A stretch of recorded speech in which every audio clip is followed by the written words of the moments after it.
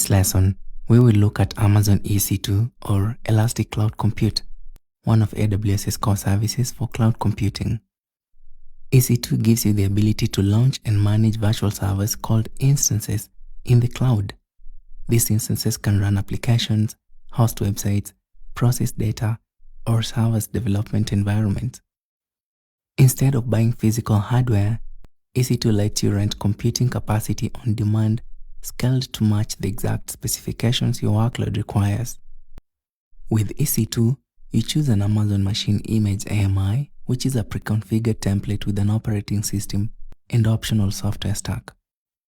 You then select an instance type which defines the virtual hardware. That is CPU, memory, storage, and networking performance. Since EC2 is elastic, you can scale your infrastructure up or down based on traffic patterns or demand, either manually or automatically with features like auto-scaling. In the next lesson, we'll walk through launching your first EC2 instance.